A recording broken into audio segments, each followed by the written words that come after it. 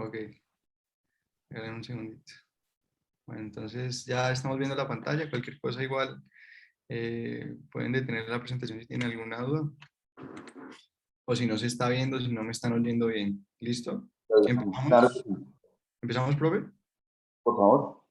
Bueno, entonces, mi nombre es Mateo González y el asesor para esta charla fue el doctor Martín Ochoa, que es un neuroradiólogo. Vamos a hacer una charla de patología de órbita ilustrada por 5 casos de interés recogidos en el Hospital Pablo Tobón Uribe. Un segundito.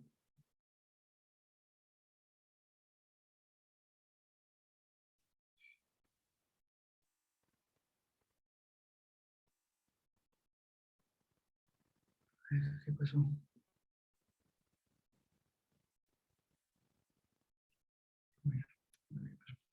Es algo de la anatomía, una revisión flash, pues, porque ustedes sabrán más que yo.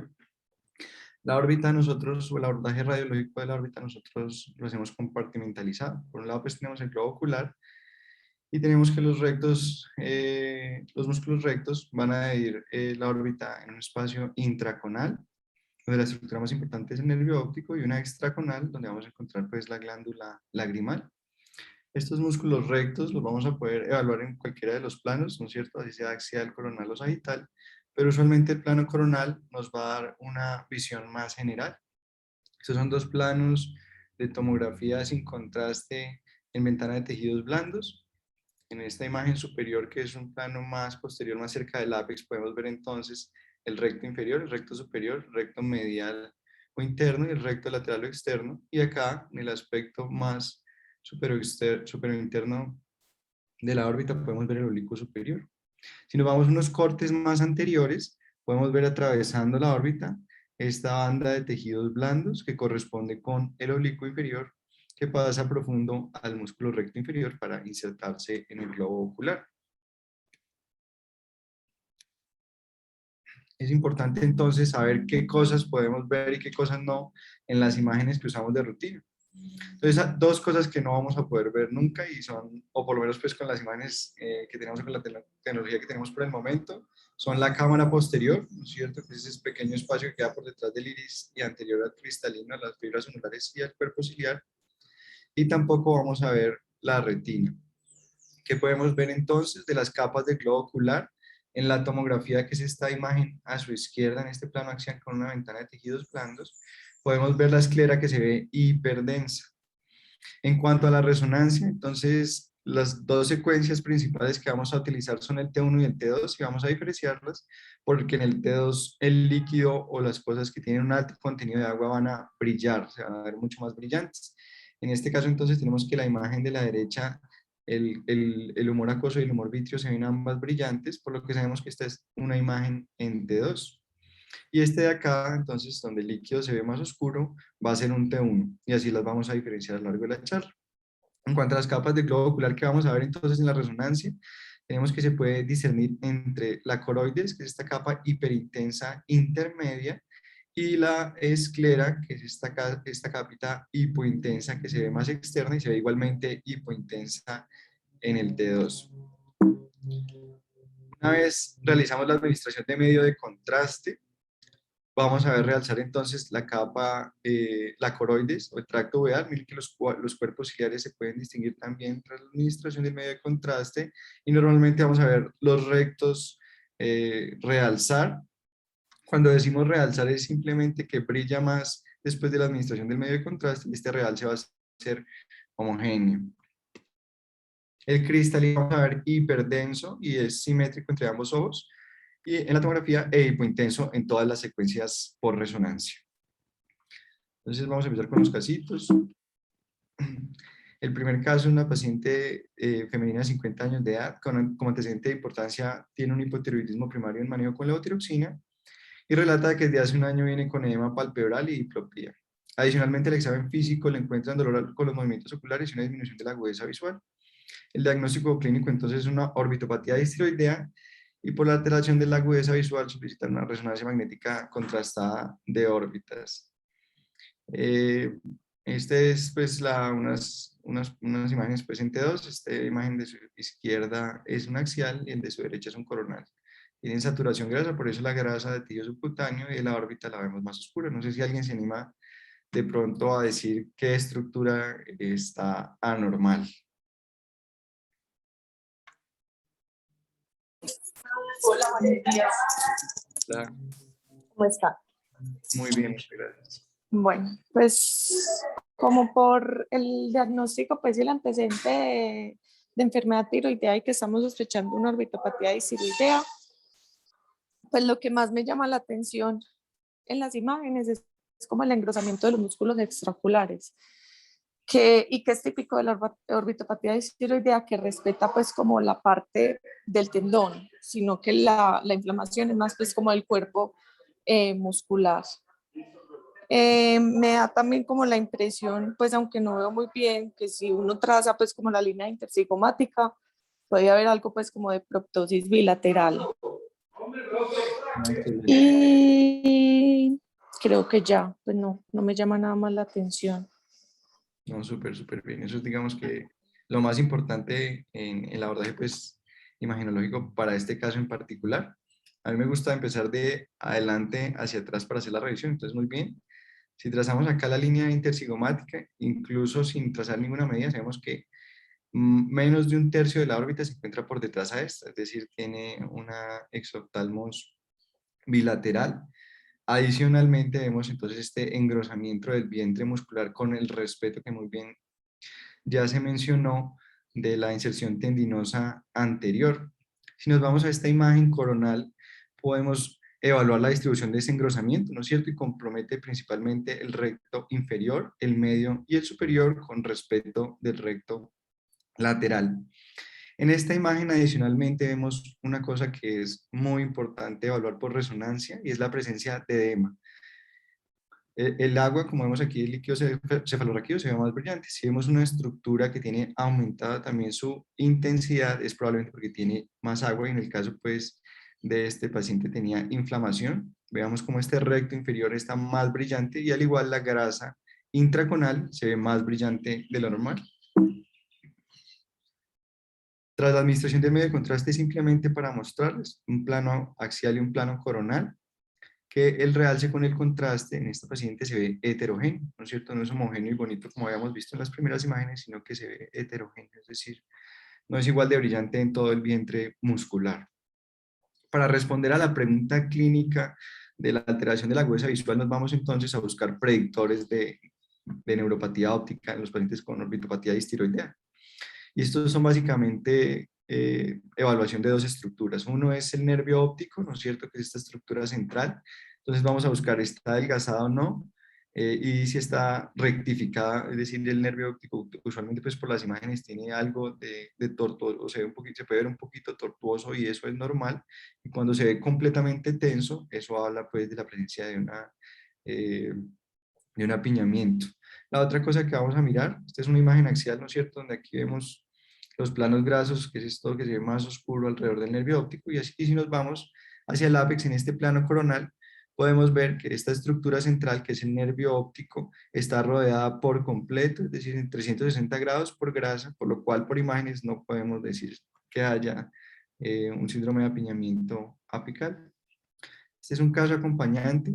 Quiero que tengan en mente las imágenes pues, que habíamos visto de nuestro caso anterior y la intensidad de señal del brillo de nuestros músculos rectos. Y en este segundo caso, donde en la fila superior tenemos las imágenes de resonancia en T2 y abajo las secuencias contrastadas, nos vayamos a mirar la intensidad de señal o el brillo de estos músculos rectos. Miren que acá se ven más oscuros, se ven áreas de hipointensidad, ¿no es cierto? Hacia los rectos inferiores, especialmente dándole una apariencia más heterogénea. Igualmente, cuando vamos a las secuencias contrastadas, estas áreas más hipointensas no presentan captación con el medio de contraste. Igual, vámonos entonces a ver nuevamente la grasa intraconal. En el anterior veíamos que la grasa intraconal estaba sucia o brillaba y en esta se encuentra completamente oscura o negra. Es decir, este paciente no tiene cambios o signos sugestivos de actividad y está en una fase crónica donde ya hay reemplazo graso que se va a ver así. Miren que se ve similar a la grasa intraconal el contenido pues, del músculo recto inferior. Este segundo caso acompañante, simplemente para ilustrar los cambios postquirúrgicos, una paciente también con una orbitopatía distiroidea. En este caso vemos que los rectos también se encuentran heterogéneos, son hipodensos en su interior por la presencia de infiltración grasa. Hacia la pared medial de ambas órbitas y el piso vemos una discontinuidad que es secundario a los cambios postquirúrgicos de una descompresión en el escenario pues, de una cirugía de rehabilitación de una paciente pues, que la requirió. Una revisión breve del tema. Es un desorden autoinmune complejo de órbita y los años oculares. Muy importante pues siempre tener en cuenta si es más frecuente en hombres y en mujeres y la edad, ¿no es cierto? Más o menos de presentación, más frecuente en mujeres entre 40 y 60 años de edad. La mayoría van a tener Graves, pero pueden tener Hashimoto y ser eutiroideos. ¿Qué pueden desencadenar las orbitopatías distiroideas? El tabaquismo, el uso de yodo radioactivo para el manejo de Graves, cuando tienen unos títulos elevados de anticuerpos, entre otras cosas. La historia natural se divide básicamente en una fase aguda que es activa y se caracteriza por inflamación, y una fase inactiva que va a estar determinada en su mayor parte pues, por la presencia de fibrosis. En cuanto a la fisiopatología, sabemos que en el escenario de la autoinmunidad se va a favorecer la producción de inflamación por parte de los fibroblastos, la acumulación o la expansión de la matriz extracelular con producción de glucosaminoglicanos que pueden captar hasta 1000 veces su peso en agua, y adipogénesis que en consecuencia van a llevar a un aumento del volumen del contenido orbitario y a una alteración visual y deformidad. La clínica pues ya la conocemos y la discutimos con los casos.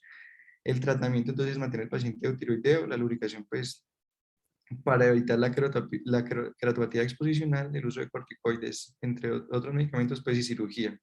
El principio del tratamiento va a estar determinado por la severidad y la actividad, y asimismo vamos a buscar la severidad y la actividad en las imágenes. ¿Cuándo está indicado? Sabemos pues que la orbitopatía es un diagnóstico clínico, entonces las imágenes van a ayudarnos cuando hay clínica típica, es decir, cuando tenemos un exoftalmos asimétrico que sea hasta en el 20% de los casos, cuando no tenemos anticuerpos, en el escenario pues, clínico de una neuropatía óptica para evaluación prequirúrgica y planeamiento, y en el diagnóstico diferencial.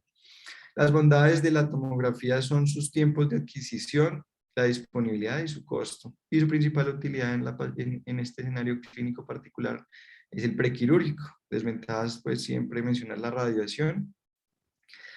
Y la resonancia magnética va a tener una resolución de tejidos blandos que es espectacular y va a permitir hacer un buen diagnóstico diferencial, especialmente entre las masas orbitarias. También hay algunos signos que nos pueden hablar de detección de actividad. Y las desventajas es sobre todo su tiempo de adquisición, a diferencia pues, de la tomografía que se demora 30 segundos en adquirirse, la resonancia puede incluso durar 20 a 30 minutos, su disponibilidad y que es pues costosa. En cuanto al abordaje por imágenes, hay dos cosas que vamos a ver. Uno que es la severidad, que habla de la remodelación de tejidos, y otra que es la actividad. En cuanto a la severidad, entonces lo que vamos a ver, centremos nuestra atención en esta imagen inferior de tomografía, es una expansión del tejido adiposo intra y extraconal. Veamos pues como esto que se ve más oscuro va a estar aumentado de tamaño, en este caso condicionando un exoftalmos. Y también vamos a ver el engrosamiento muscular que ya habíamos dicho, más frecuentemente compromete, o en orden de frecuencia compromete el recto inferior, medio y superior. Hay una mnemotecnia que es AMSLOW y así no la podemos aprender. Adicionalmente vamos a tener que este aumento del volumen orbitario va a condicionar entonces proptosis, ya vemos cómo medirla y podemos tener signos o predictores de neuropatía óptica que son básicamente los signos de apiñamiento orbitario. Entonces en esta imagen sagital T1, ¿no es cierto?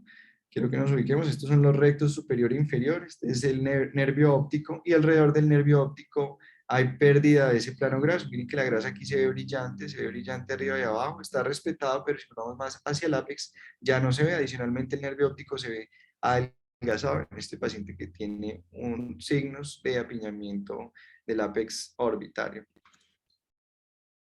Para medir entonces el exoftalmos, lo más importante es uno, escoger el plano de medición, y lo otro es escoger los puntos de referencia para realizar la medición.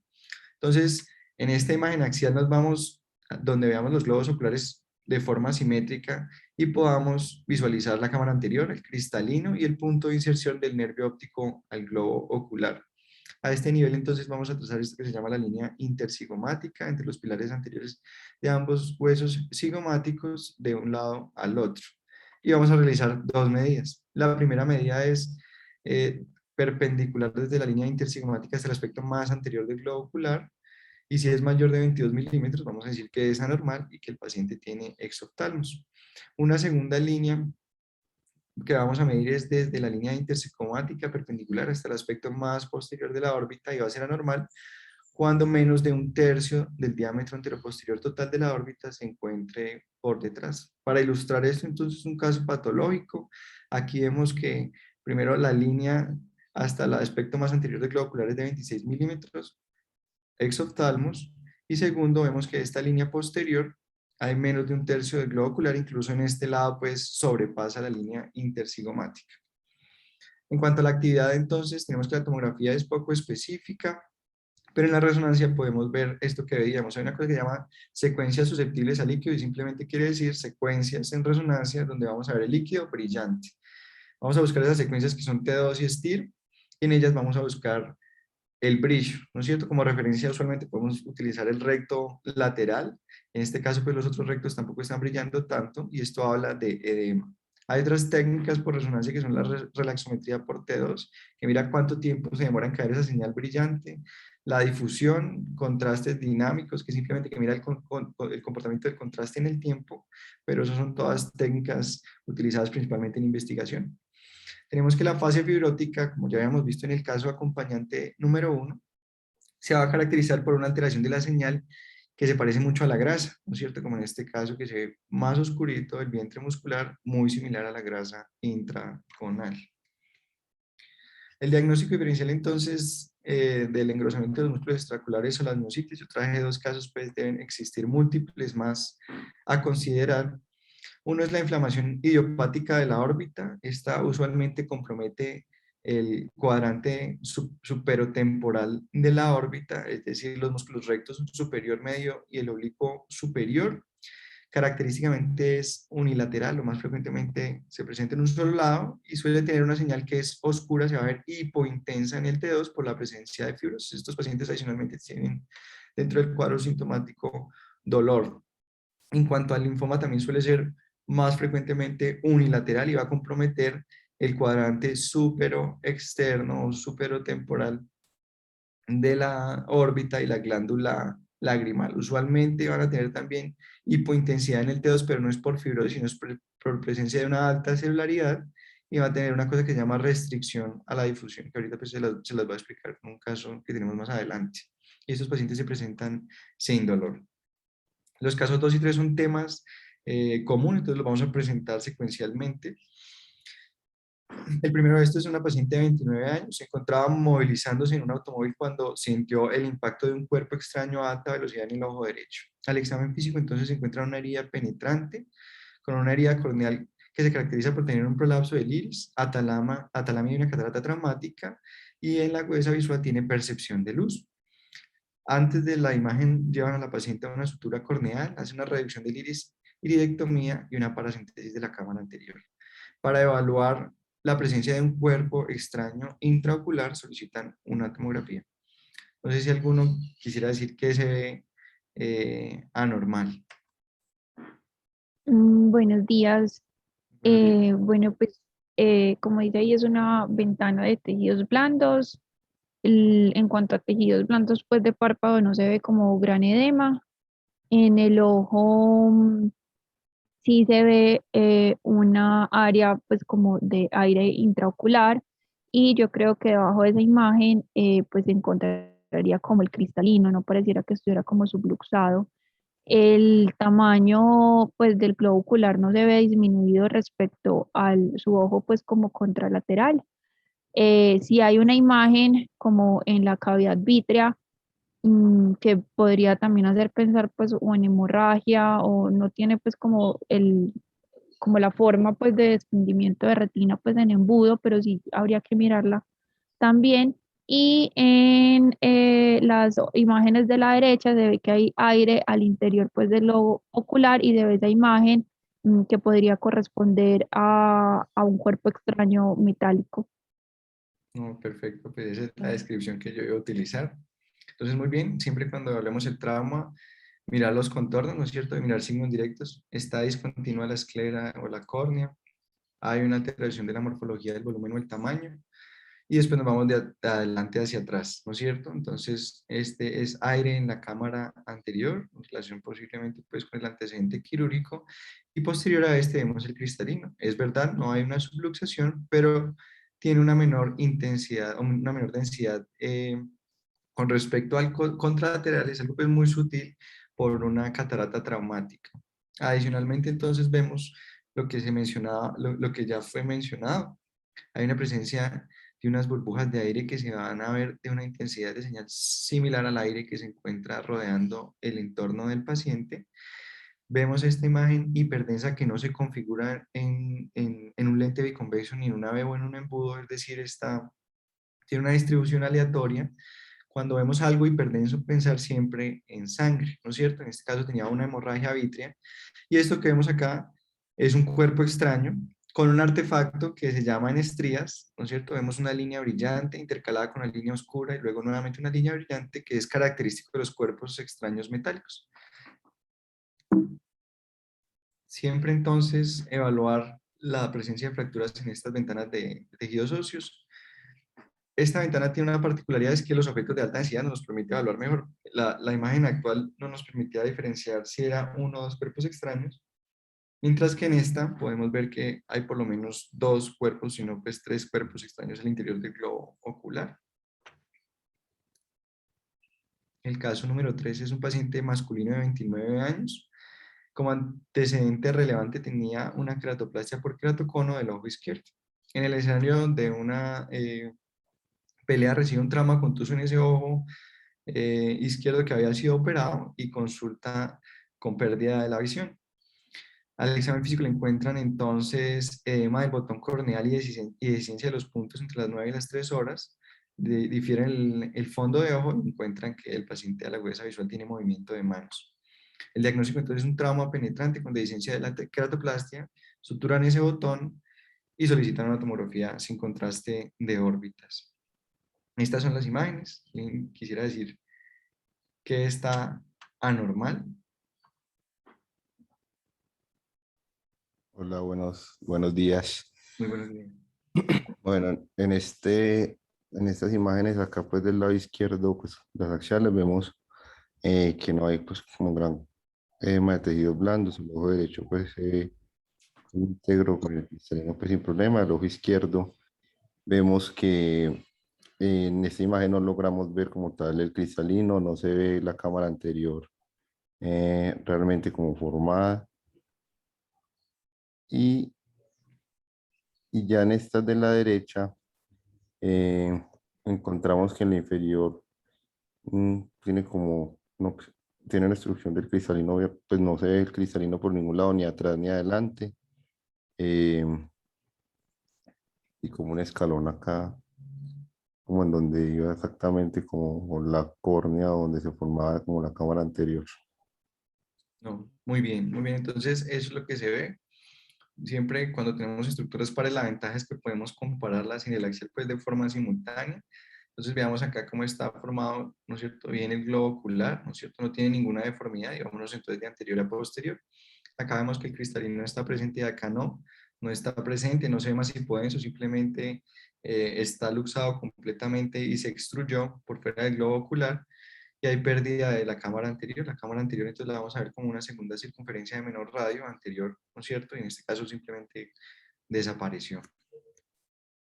Siempre, siempre evaluar la ventana ósea, fracturas, ¿no es cierto? Y digamos que es un pitfall diagnóstico importante para no confundir con una fractura que es el canal para el nervio infraorbitario.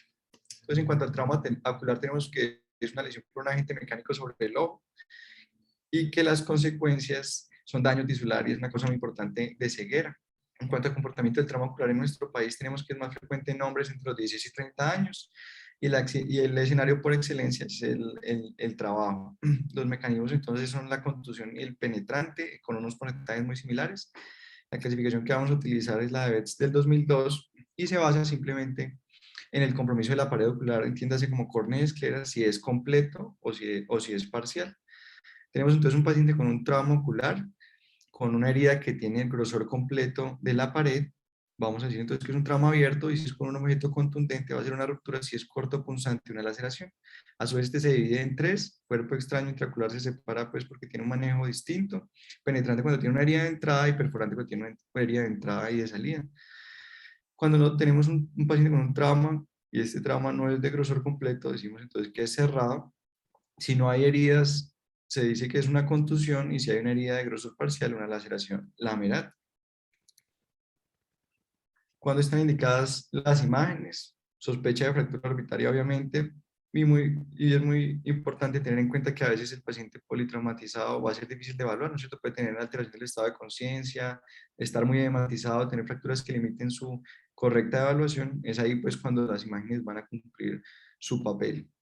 La resonancia la vamos a guardar para dos casos particulares y uno es que tenemos la sospecha de un trauma abierto, en la tomografía no se ven signos directos ni indirectos, entonces vamos a llevar al paciente a resonancia para ver si nos da luces al respecto y por otro lado tenemos la sospecha de un cuerpo extraño, una tomografía que nos muestra el cuerpo extraño y este cuerpo extraño pues se sospecha que sea orgánico porque cuando son cuerpos extraños metálicos por su naturaleza intrínseca ferromagnética puede desplazarse durante la resonancia magnética, puesto que se somete al paciente a un magneto superconductor que puede hacer que se mueva la partícula y generar daños adicionales.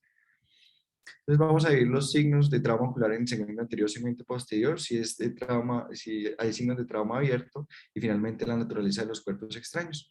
En cuanto al segmento anterior, entonces vámonos a la imagen superior, veamos cómo la cámara anterior y posterior tiene una densidad similar que se denomina pues hipodensa y cuando hay aumento de esta densidad, como en este caso, es porque el paciente puede tener un ifema. Adicionalmente, como en el caso de nuestro paciente, cuando hay una pérdida de la cámara anterior, ¿no es cierto? Hay una disminución de la profundidad de la cámara anterior, sabemos pues porque hay una laceración corneal completa.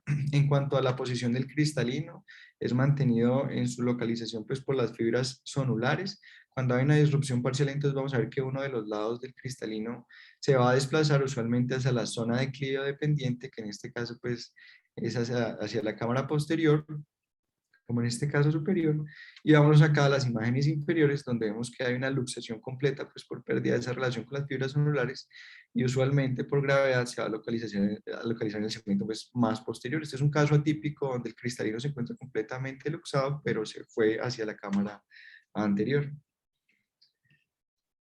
En cuanto a los signos de trauma del segmento posterior, entonces tenemos tres patrones de sangrado. Entonces, el desprendimiento de retina se va a ver, como bien lo habían dicho previamente, como un embudo o una V con vértice hacia el disco óptico, y esto es porque se encuentra firmemente adherida a la hora serrata anteriormente y posteriormente al disco óptico. Entonces, la acumulación de sangre u otros materiales va a dar esta apariencia en V. Por otro lado, tenemos entonces el desprendimiento de coroides, que este no va a respetar pues la inserción de la hora serrata, sino que se puede ir más anteriormente, va a tener esta forma lentiforme o biconvexa y usualmente respeta el tercio posterior de la órbita. Finalmente tenemos el caso de nuestra paciente que es un material hiperdenso que no tiene una distribución particular y esto es por una hemorragia vítrea. El trauma abierto entonces tiene signos directos que son, digamos, que son más sencillos de identificar y estos son la discontinuidad de la esclera, la alteración del contorno, la pérdida del volumen, ¿no es cierto? Acá un poco más sutil en esta imagen de su derecha. Y abajo tenemos signos indirectos, que son básicamente dos, no, lo que debe mirar es el diámetro anteroposterior, nosotros le comparamos con el ojo sano, y en este caso vemos que hay un aumento de la profundidad de la cámara anterior y esto es un signo de una laceración del segmento de la córnea pues, más posterior. Y esto es porque se da una descompresión del globo ocular y esto hace pues, que exista una tracción del cristalino hacia posterior. Tenemos también cuando está disminuida, con el caso de nuestra paciente, es decir, este diámetro anteroposterior está disminuido de esta cámara anterior es porque hay una laceración corneal completa.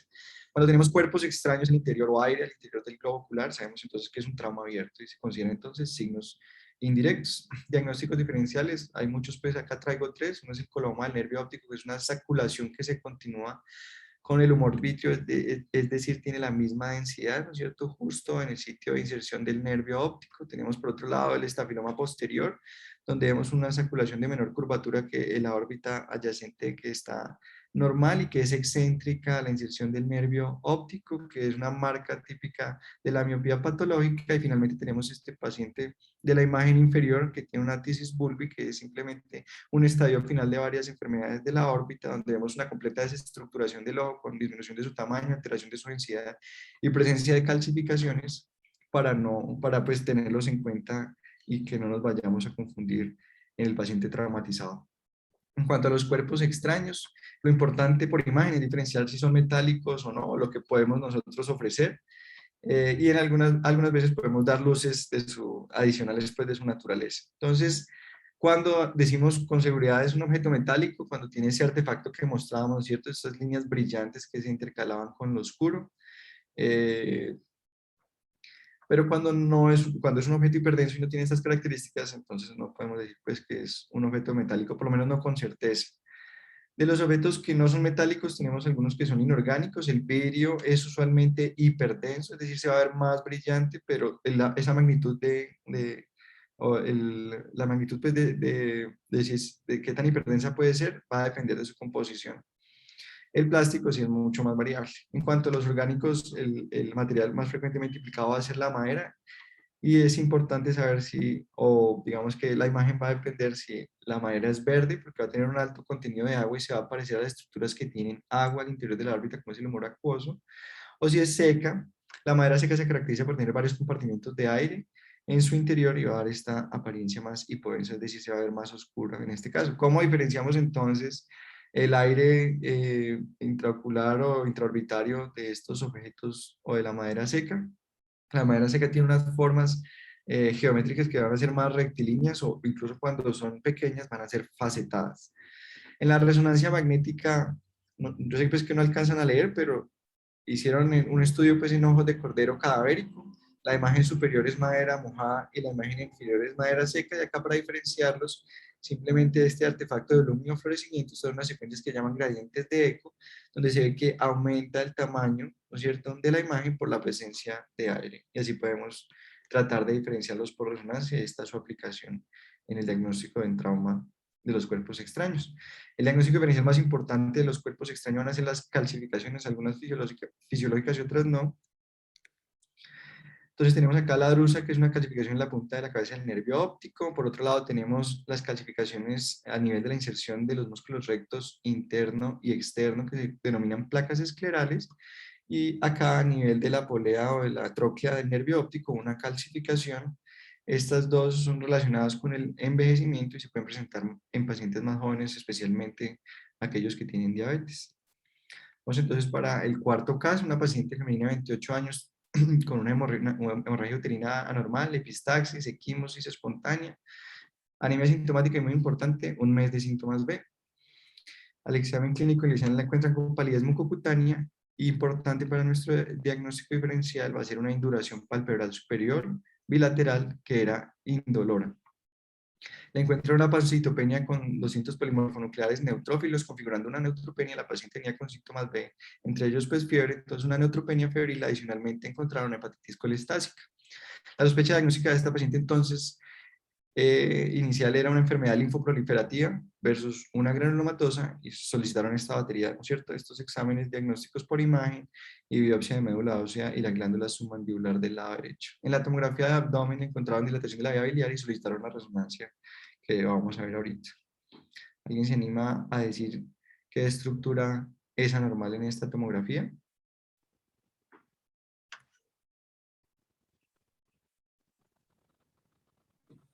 Buenos días. Muy buenos días. Bueno, entonces, empezando pues con la cual hacia adentro, se une edema de tejidos blandos palpebrales, un engrosamiento de los mismos.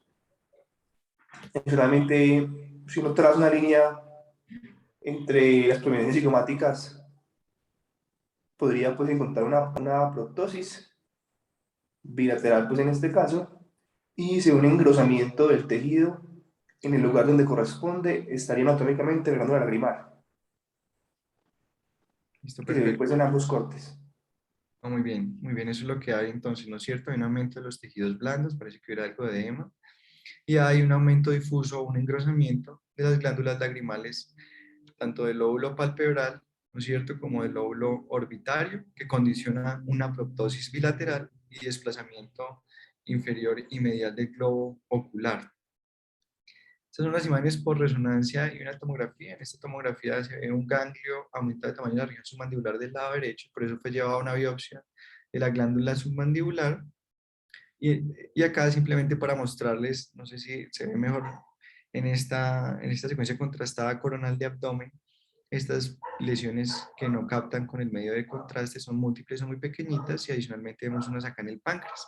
Entonces tenemos una paciente con una pancitopenia, una neutropenia febril, lesiones múltiples, compromiso bilateral de ambos riñones y del páncreas y adicionalmente las glándulas lacrimales y una médula ósea que nos dice linfoma en clasificación.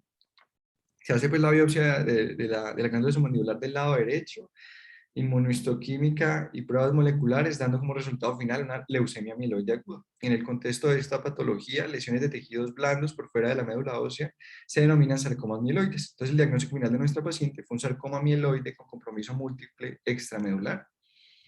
Estos sarcomas mieloides se presentan más frecuentemente en el contexto de la leucemia mieloide aguda, pero también pueden estar en la leucemia mieloide crónica, las neoplasias mieloproliferativas y los síndromes mieloisplásicos. Característicamente comprometen piel y tejidos blandos, ganglios, hueso, tracto gastrointestinal y la órbita de los pacientes pediátricos. En una revisión de 2 casos, ellos trataban de recopilar todos los casos publicados hasta el momento con compromiso de la órbita de este sarcoma mieloide. Encontraron 234 casos y solo uno de estos tenía compromiso de ambas glándulas adrenales y adicionalmente de los riñones. Es más frecuente en hombres, en cualquier edad se puede presentar, pero los 10 años digamos que es el pico de incidencia. El diagnóstico entonces va a ser finalmente por histología, pero las imágenes nos van a decir qué sitios están comprometidos. En cuanto a las imágenes, entonces vamos a ver simplemente múltiples lesiones que van a tener una densidad que es similar a la del músculo. Vamos a denominarlas isodensas, que se van a ver oscuras en el T1 y brillantes en el T2 y que van a presentar restricción a la difusión. Esto es un axioma muy importante que tengamos en cuenta. En el contexto de una lesión amiloide aguda, siempre, cuando encontremos una lesión de tejidos blandos, va a ser un sarcoma amiloide hasta demostrar lo contrario. Es algo de anatomía radiológica de la glándula lacrimal normal. Ella se encuentra en el espacio extracornal, en el cuadrante superotemporal de la órbita. Tiene una densidad muy similar al músculo. Este es el músculo temporal y acá vemos la glándula lacrimal. Tiene una densidad muy similar. Está separada en 2 lóbulos, el lóbulo orbitario y el lóbulo palpebral, por la aponeurosis del músculo elevador del párpado superior, que es esta línea más oscura que vemos en estas 2 secuencias de resonancia en la imagen coronal. En cuanto a la intensidad de la señal, va a ser intermedia, es decir, no es ni muy brillante ni muy oscura y va a tener un realce homogéneo tras la administración del medio de contraste. Para realizar la medición, entonces, al igual que las mediciones para cualquier estructura del cuerpo, es importante tener en cuenta las variaciones que hay entre poblaciones y dónde tomamos el estudio. Yo saqué este de Trambólico Laboratorios publicado en el 2011 y ellos encontraron que las medidas que tenían mejor concordancia interobservadora eran las medidas axiales, es decir, en este plano axial. Acá vamos a hacer 2 medidas, la roja es la longitudinal y la amarilla es la de grosor, y cuando tenemos una roja que es mayor a 19 milímetros es anormal, y cuando tenemos un grosor que es mayor de 8 milímetros es anormal y podemos decir que está aumentado de tamaño. Si no tenemos esas medidas y nos acordamos cómo hacerlas, simplemente si hay asimetría podemos decir hay patología de la glándula orbital, de la glándula lagrimal. Para el abordaje del diagnóstico diferencial es muy importante saber si es uni o bilateral. Si es unilateral, entonces miramos si es un aumento de todo el tamaño de la glándula o si es una lesión sólida y única. Si es una lesión sólida y única, entonces vamos a considerar una neoplasia epitelial. No podemos decir con certeza, no, es que es benigno, es un adenoma pleomórfico, sino podemos decir, tiene características de bajo grado o de alto grado. Las de bajo grado es que es una lesión que es circunscrita, que se ve homogénea, que tiene un realce que también es homogéneo, en un paciente que no tiene dolor. Vamos a pensar entonces en un adenoma pleomórfico, pero el cáncer de bajo grado también se puede presentar así. Por otro lado, tenemos las lesiones de alto grado que van a tener unos márgenes irregulares, van a infiltrar las estructuras adyacentes con destrucción ósea, calcificaciones, pueden presentarse con adenopatías regionales y extensión perineural. Y de estos, el más frecuente es el adenocarcinoma adenoideo quístico. Pero también las metástasis y la histioides de células de Langerhans se pueden presentar así, como lesiones infiltrantes. Por otro lado, tenemos un compromiso unilateral que es un aumento difuso en los pacientes que no tengan dolor y si están, pues si tienen un cuadro clínico compatible, entonces vamos a pensar en el linfoma que se presenta entre los 50 y los 70 años de edad. Es más frecuente unilateral, más frecuente primario y suelen tener alta restricción a la difusión. En las imágenes por resonancia, la hiperplasia linfoide que suele presentarse 10 años antes, y en este caso pues el sarcoma amiloide, pero esta es una patología de pacientes jóvenes cuando compromete los globos oculares, las órbitas, que pena. Por otro lado, tenemos la patología que es unilateral con aumento difuso, pero que se acompaña de cambios inflamatorios. Vamos a empezar una dacreonitis infecciosa, pero la glándula se va a ver muy heterogénea y va a tener alteración pues, de la grasa adyacente. Y por otro lado, tenemos la enfermedad inflamatoria orbitaria. Ya bien, el compromiso bilateral, que es el que nos compete para el caso de nuestra paciente, generalmente es difuso, es decir, usualmente hay un aumento del tamaño difuso de ambas glándulas lagrimales. Por un lado tenemos las inflamatorias crónicas, donde está el Sjögren. Esos pacientes pues, van a tener un síndrome seco y adicionalmente compromiso de la parótida. Usualmente en el campo de visión de la resonancia podemos ver también la parótida cuando pedimos una resonancia magnética de órbitas, y se van a ver los cambios clásicos. En cuanto a la glándula lagrimal, se va a ver aumentada, pero posteriormente, con el paso del tiempo, vamos a ver una atrofia con infiltración grasa focal que le da una apariencia heterogénea. Por otro lado, tenemos la sarcoidosis, que tiene dos picos de presentación, más frecuentemente en mujeres, va a tener asociado al compromiso pulmonar, que son básicamente adenopatías pariliares y paratraqueales con nódulos perilinfáticos en un porcentaje muy alto de pacientes, y la glándula linfática se va a ver con un aumento del tamaño homogéneo. Otras a tener en cuenta: la granulomatosis con poliangeitis, la tuberculosis y la enfermedad por IgG4. Tenemos entonces tres diagnósticos diferenciales. La sarcoidosis es completamente igual al caso que habíamos presentado anteriormente, con un engrosamiento bilateral y difuso de la glándula. Tenemos un segundo caso, que es un paciente con un aumento bilateral y difuso del tamaño de la glándula lagrimal. Adicionalmente, vemos que esta glándula es más oscura de lo normal en un paciente con un IgG4. En estos también siempre mirar la parótida, porque casi que siempre van a tener un compromiso concomitante de la misma. Y en este último caso tenemos un paciente con un aumento difuso del tamaño de la glándula lagrimal del lado derecho. Esto es lo que se llama restricción a la difusión. Nosotros tenemos dos secuencias, en una miramos si está brillante y en la otra oscura, y si tenemos estas dos cosas en una lesión, podemos decir que restricción a la difusión simplemente habla de una alta celularidad de una lesión que limita el flujo de líquido en este tejido. En este caso era un linfoma. Tenemos este último caso, que era una paciente femenina de 60 años con múltiples comorbilidades. Acá es importante tener en cuenta que tenía una acromegalia sin adenoma, una diabetes mellitus con complicaciones microvasculares, tenía ceguera de ambos ojos, hipoacusia también bilateral, y había tenido una resección transnasal de un meningioma cerebral del seno cavernoso. Ella ingresa por hipoglucemias sintomáticas, y en la revisión por sistemas le encuentran cefalea, entonces se solicita una tomografía y una resonancia de cráneo contrastada. Entonces estas son las imágenes, una ventana de tejidos óseos. No sé si alguien se anima a decir dónde se encuentra localizada la anomalía en este estudio.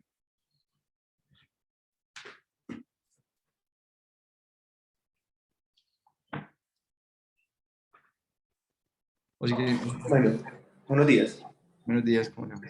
Entonces a mí, pues, digamos que la zona anatómica exacta, pues me parece un poquito complejo definirla, pero sí puedo decir que identifico un engrosamiento de los tejidos correspondientes o que tienen relación, perdón, con el ápice y la pared lateral de la órbita. Por antecedente, muy probablemente sea un engrosamiento meningio, donde habría que descartar pues un síndrome de apiñamiento apical. Adicionalmente, podría haber grosso modo que hay una proptosis unilateral del globo ocular izquierdo, y en las otras imágenes del centro y de la derecha, pues en el centro no veo pues nada que a mi conocimiento radiológico llame la atención, y ya, esto sería como lo que podría decir con estas imágenes. Muy bien, entonces eso es lo que tiene ese paciente. Tiene una lesión en el hueso, ¿no es cierto? En el ala mayor del esfenoides es el epicentro, pero también se puede describir así, y es igual de válido, ¿no es cierto? De la pared lateral de la órbita, que condiciona esta proptosis del globo ocular y una disminución del área del ápex orbitario y también de las fisuras orbitarias. Esta lesión intradiploica expande la tabla interna y la tabla externa. Tiene una densidad que es muy similar a la del hueso, y a esto lo denominamos nosotros radiológicamente esclerótica, y una apariencia que se ha descrito como en vidrio deslustrado. Esos son esos vidrios que se utilizan para las puertas de baño que se ven borrosas. Eso es el vidrio deslustrado, y es un término radiológico pues, utilizado en patología de todo el cuerpo. Vemos adicionalmente en esta imagen, esto es mucho más sutil. Esta es una pequeña lesión que tiene igual engrosamiento de la tabla interna. Y en el coronal vemos una segunda lesión en el hueso también parietal del lado izquierdo, Todas estas lesiones tienen pequeños focos de calcificación adyacente, ¿no es cierto? Pequeños focos de calcificación, pequeños focos de calcificación. Para el diagnóstico diferencial de este caso es muy importante que veamos, entonces primero vamos a lo normal. Esta es la tabla interna, ¿no es cierto? Que se ve lisa, homogénea, de un grosor muy similar en toda su extensión, y acá vemos que eso está perdido, hay una irregularidad de la tabla interna. Le realiza entonces una resonancia magnética, las dos primeras son T2, las dos de la mitad entonces es un T1 sin contraste, con contraste axial, y tenemos otras imágenes pues con contraste axial y coronal. Lo que veíamos más denso, es decir, más similar al hueso, más brillante, se va a ver oscuro en todas las secuencias por resonancia, ¿no es cierto? En el T2 y en el T1. Lo que se veía menos denso realza tras la administración del medio de contraste, que es esta área que vemos acá, y adicionalmente vemos cómo hay pues un apiñamiento orbitario, hay pérdida pues de la grasa, por lo menos en este aspecto más superomedial del nervio óptico, por el efecto pues, de masa de esta lesión. Y adicionalmente, lo que nos dio la pista pues, para el diagnóstico final es este engrosamiento que vemos aquí, ¿no es cierto? Este engrosamiento dural con realce justo adyacente a donde se encuentra la irregularidad de la tabla interna. Tenemos entonces con este paciente dos diagnósticos posibles.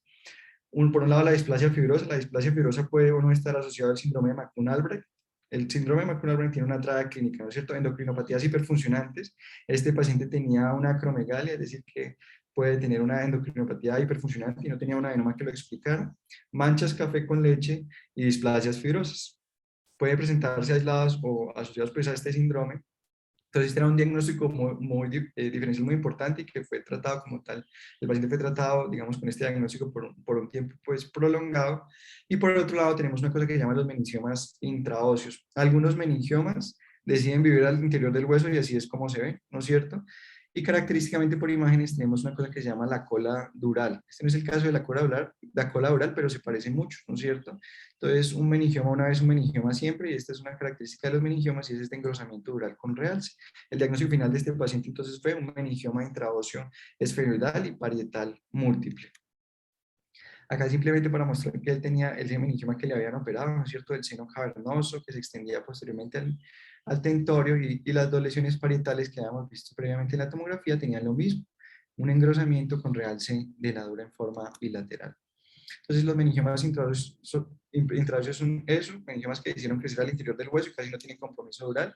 Son solo el 2.4% de los meningiomas y el 15% pueden ser múltiples como en nuestro caso, la mayoría se van a localizar también en el esfenoides. Estos van a tener una clínica mucho más florida y usualmente comprometen clínica de la órbita, pero van a tener una histología que es benigna Hu grado 1, lo que pasa es que están muy mal localizados. Y la hiperostosis o las zonas de ese hueso hiperdenso que vemos en la tomografía siempre va a tener invasión tumoral. En imágenes vamos a ver lo mismo, lo importante es simplemente decir dónde está, cuál es el efecto que tiene sobre la órbita, si disminuye entonces los orificios orbitarios hacia su ápex y si tiene este engrosamiento dural tan característico.